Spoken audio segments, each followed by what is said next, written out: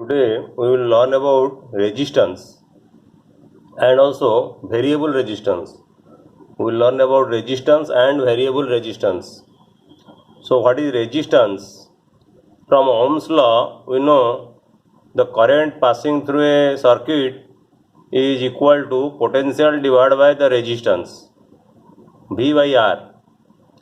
Okay, R is called a constant. R is a constant for a given metallic wire. Remember, for a given metallic wire, the resistance or R is constant. If the dimension of the metallic wire will change, resistance will also change. So resistance is the property of a conductor to resist the flow of charges through it. Okay, the opposing property of a conductor is called the resistance. The SI unit of resistance is ohm. It is represented by the Greek symbol ohm. This is your ohm symbol, omega symbol. Greek, it is a Greek letter. If the potential difference across the two ends of a conductor is 1 volt and the current through it is 1 ampere, then the resistance R of the given conductor is 1 ohm. So applying your Ohm's law, 1 ohm will be equal to 1 volt divided by 1 ampere. From Ohm's law, the current through a resistor is inversely proportional to its resistance. Okay. For example, if the resistance is doubled, the current gets halved. But in the circuit we have done to verify Ohm's law, we have taken a resistance of nichrome wire. We have taken a nichrome wire of fixed resistance. So how will change the resistance? So in practical circuits, in many practical cases, it is necessary to increase or decrease the current in an electric circuit. So if you take a fixed resistor like a nichrome wire, we have done in the Ohm's law experiment, you cannot change the resistance. So to change the resistance, we need a device, and that device is called a variable resistance. There are so many variable resistances, and one of the example of the variable resistance is your rheostat. So a rheostat is a device. Rheostat is a device to regulate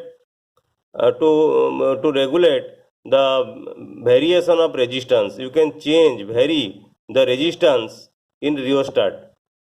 A component used to regulate current without changing the voltage source is called variable resistance. So in variable resistance, what we do? We basically do not change the voltage, but we change the current. By changing the resistance, the current changes, but the voltage remains same. So rheostat is a device to regulate current without changing the voltage. Now you can do this experiment how the current changes with changing the resistance. Experiment to demonstrate the variation of current with resistance. You see, this is a circuit. I have done 3 circuits, but this is one circuit with 3 different sources. With the 3 different circuit components, not sources, 3 different circuit components. One component XY is a nichrome wire, 0.05 meter nichrome wire, half meter nichrome wire. Another source is your 5-watt torch bulb, and the third source is your 10-watt bulb. 5-watt torch bulb you may get it from the market, but in market you may get 3.5 watt, 4 watt or 5 watt bulb like this. And for 10 watt bulb you can purchase it from the market. It is basically used in bike lights, and you take 4 batteries DC source or torch batteries, 1, 2, 3, 4, 4 batteries, and you need one milliammeter and ammeter, okay, and a key. First you what you do, first you connect the nichrome wire. First you connect the nichrome wire in the battery using these 4 cells or batteries. You connect the nichrome wire and measure the current. Okay. Then you disconnect this nichrome wire and you connect a 5-watt torch bulb. You connect a 5-watt torch bulb and allow current to pass through the bulb and measure the current through this ammeter. Next you disconnect this bulb, 5-watt bulb, and connect this 10-watt bulb to the circuit and measure the current. Okay, so if you measure the current in nichrome wire, you will get current near about 316 milliampere, and in 5-watt torch bulb you will get about 833 milliampere or 0.8 ampere, and in 10-watt bulb you will get current 1.6 ampere.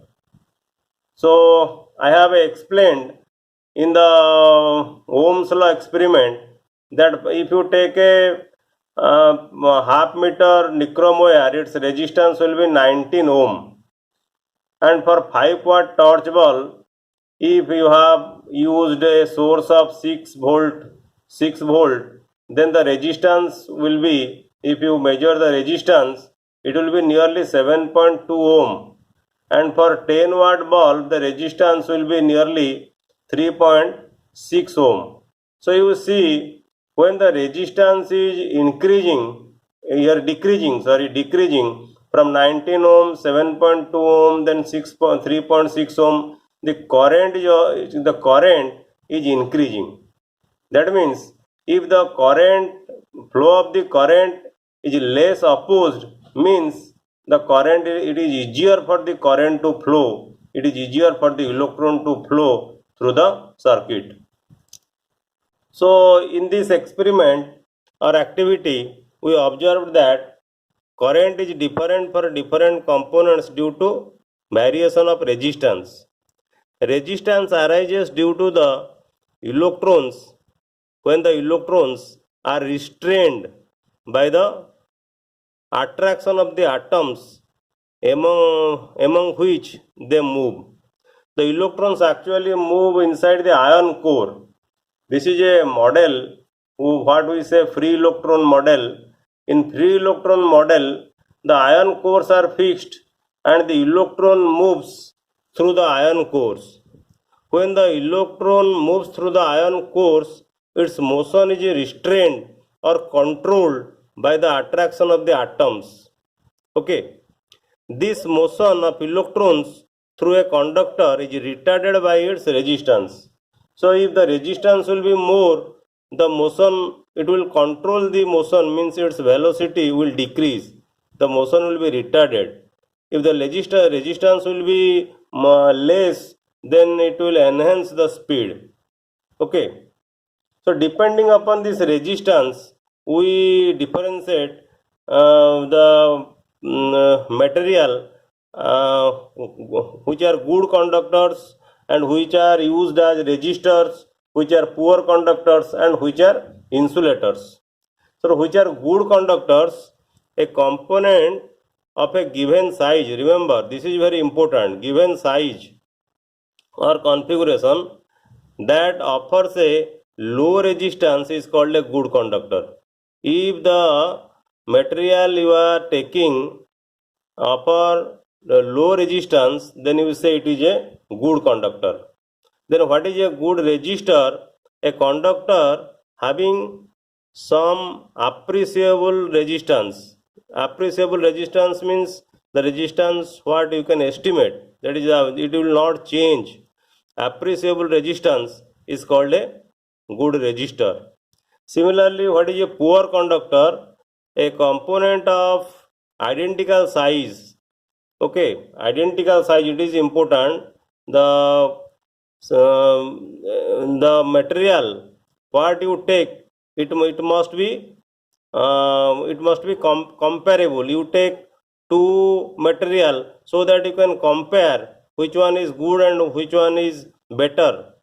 So a component of identical size that offers a higher resistance is a poor conductor. If you take two conductors and this conductor is offering more resistance than this, then this will be regarded as a poor conductor. Similarly, for insulator, a component of identical size that offer highest resistance is called a insulator. So there are no materials, you cannot find any material which are pure insulator. That means any material you take, through it electric current can pass. Maybe the amount of current is very less, but electric current will pass. So when you say insulator means, it should be compared with somebody, with some other material. Okay, so this is a little bit discussion about the what is resistance and how the resistance varies with how the current varies with the resistance, and what are different types of resistances. Thank you.